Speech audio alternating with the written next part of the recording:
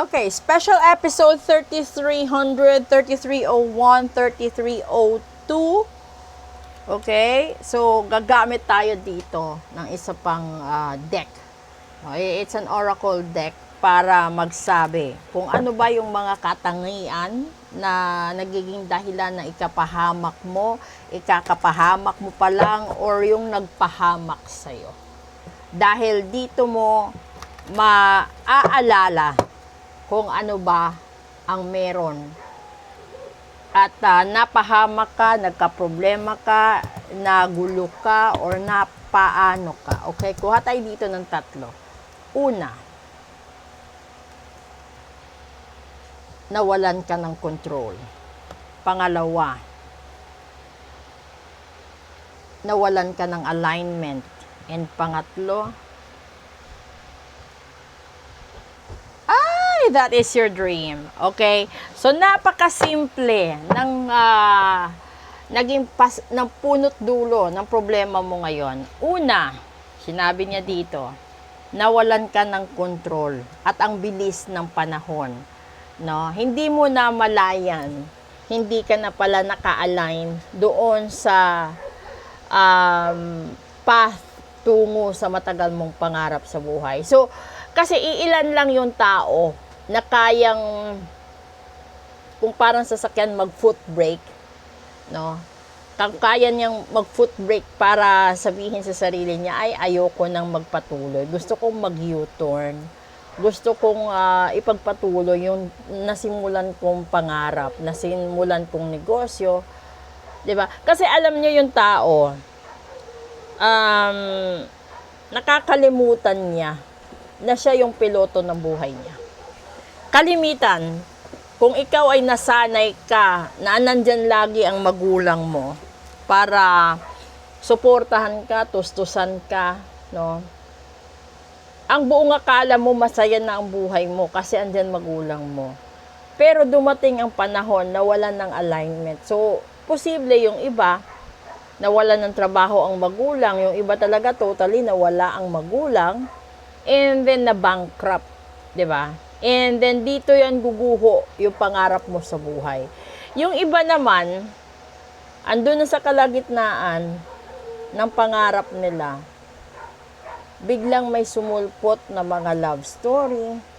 Yung minsan may susulpot na mga pagsubok na hindi mo inaakala na isa palang patibong ng buhay na magtatanggal sa'yo sa focus or mindset kung saan ka dapat mapunta at kung saan ka dapat tutungo.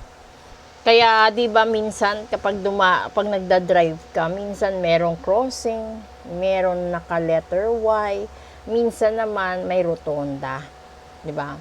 So kalimitan doon pa sa rotonda, iikot ka, tapos habang umiikot ka, meron pang isang sanga ng daan na minsan one way lang siya. So, ganun din ang takbo ng buhay natin.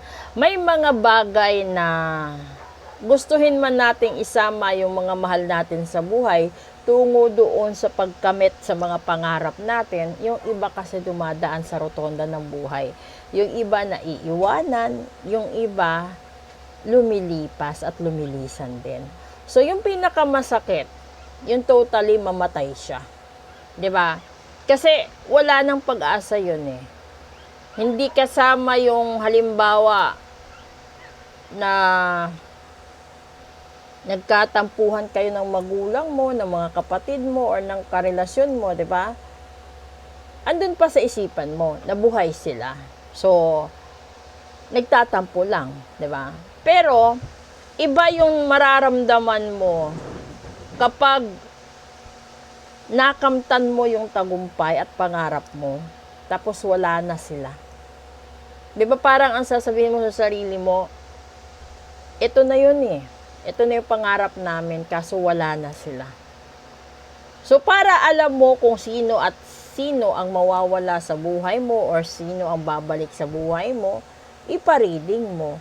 Pero kung ayaw mo silang mawala, at alam mo din na marami silang kalaban, iparitual mo para matanggal yung lahat ng kamalasan at lahat ng hindi maganda sa buhay. Kung may mga tao naman na naghihirap sa pera, balik tanaw ka sa last 10 years ng buhay mo kung gumawa ka ba ng kabutihan. Dahil kung hindi, at mas marami ang nagawa mong kasalanan, yung nangyayari sa'yo sa kasalukuyan ay karma mo sa past 10 years or posible past 20 years ng buhay mo. So, ito yon. Sa lahat-lahat ng gustong malaman kung ano yung karma nila, good or bad, message lang po kayo. Kung gusto nyong protektahan ang relasyon ninyo, sabihin nyo. Kung gusto nyo naman na balikan kayo ng mahal ninyo sa buhay, message na din po kayo. At higit sa lahat, kung gusto nyong gumaan ang takbo ng finances sa buhay ninyo. Maraming salamat po. Proceed tayo sa English episode. This is your special reading for June 23rd and June 24th. Thank you.